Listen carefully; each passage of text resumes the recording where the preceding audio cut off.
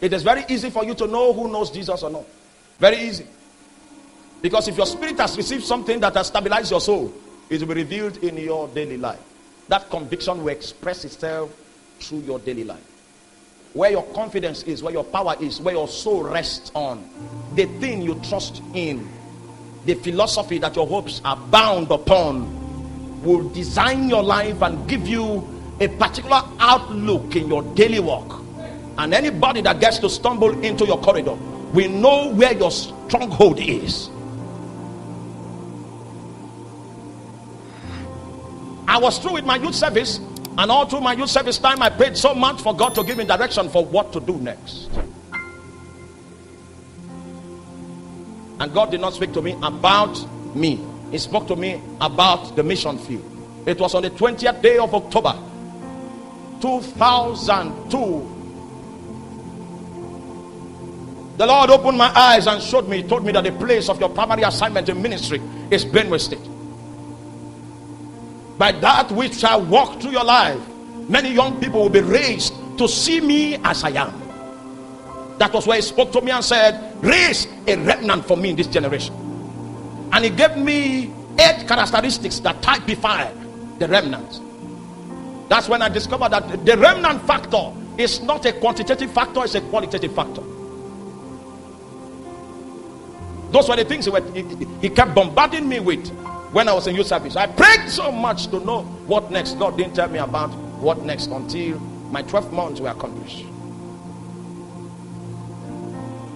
And after my 12 months, I declared 21 days of fasting that I will not taste of food, not drink, until the Lord has come to show me where to put my steps. Who told you are so wise that you can just slip your head around and choose a wife? Alas, kill and eat. Hallelujah. Hallelujah. Hallelujah. Hallelujah.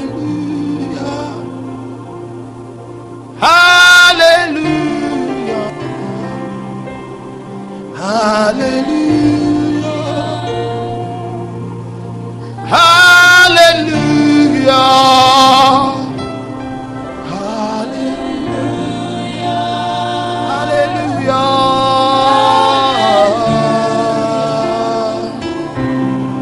Hallelujah.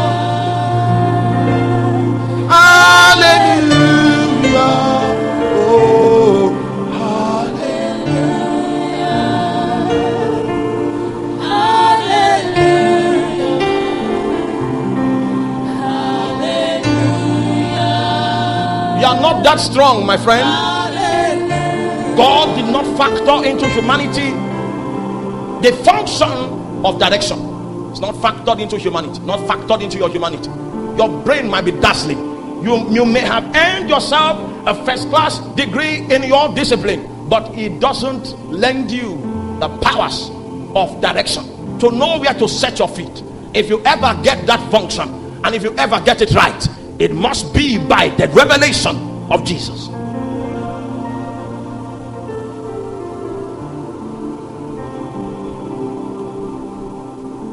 I bound myself with a fast for 21 days, not to eat nor drink until I had the Lord's word about the next step of my life.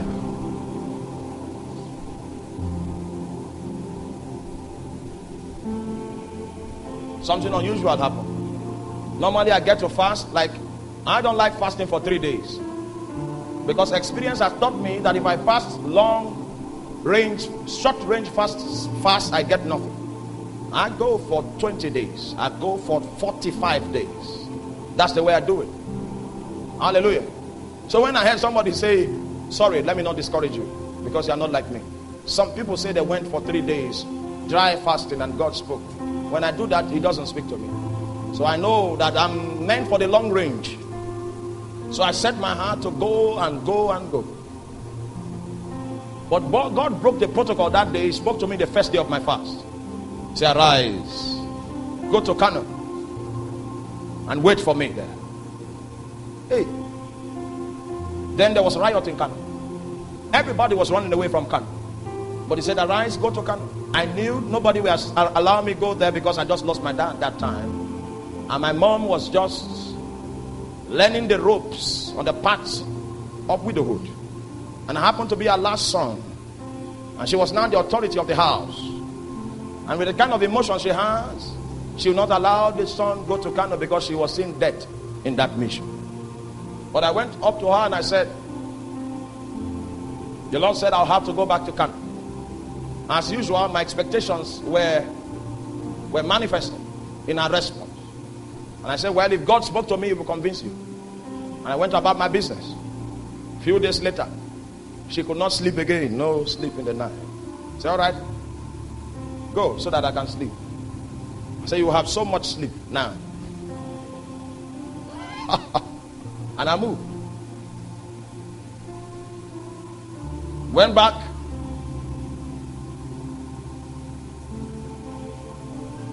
And I kept praying for months. After many months, that was when he said, go and wait for me, it was actually 2 years and 4 months. You know, he takes his time. He gets himself set. And just in case you become tired and you leave your duty post, the place says you should wait. You have mortgaged 15 years of your life.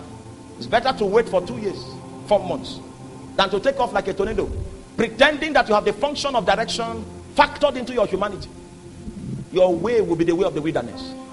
And if at all your bones are found, if they see your carcass, your remains, because the possibility of finding it doesn't exist. When you see the valley of dry bones is littered with the bones of men that were not ready to wait for God. People that took off before he showed up. He told them to wait, but before he came, they took off like a tornado. So it's difficult to find their bones. Whose bones are these? Just in case yours are found, they will be very dry. He said, wait for me. And it took 2 years, 4 months.